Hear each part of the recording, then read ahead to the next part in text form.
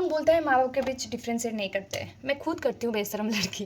वो कोई इमोशन दिखाना हो या कोई मुझे काम दिए हो करने के लिए, मैं दोनों में पापा और मम्मी को अलग अलग ट्रीटमेंट देती हूँ। अगर इमोशन का बात करूँ ना, मैं कभी मेरे पापा के सामने रोती भी नहीं हूँ, क्योंकि मेरे पापा और मैं, हम दोनों का ईगो बहुत पीक लेवल में रहता है। मेरे पापा कभी मेरे सामने नहीं रोते, मैं कभी मेरे पापा के सामने नहीं रोती हूँ। लेकिन मेरी मम्मी, ओ माई गॉड, वो तो डेंजरियस, टू डेंजरियस है। वो तो मुझे एक ही डांट देगी, मुझे पता नहीं पापा के डांट में कोई रोता है या नहीं रोता है। मेरी मम्मी का 4-5 डांट खाने के बाद मैं रो ही देती हूँ। अगर भाई बहन कोई काम की बात करे कि ये कर दो, तो whatever, I am not going to do. लेकिन मेरे पापा की बात कुछ और ही है। मेरे पापा अगर मुझे कुछ काम बोल दे, यार ये कर दो बेटा, ये कर दो, मैं बाहुबली बन जाती हूँ। मुझे लगेगा मैं दुनिया की सबसे शक्तिशाली मैं ही हूँ।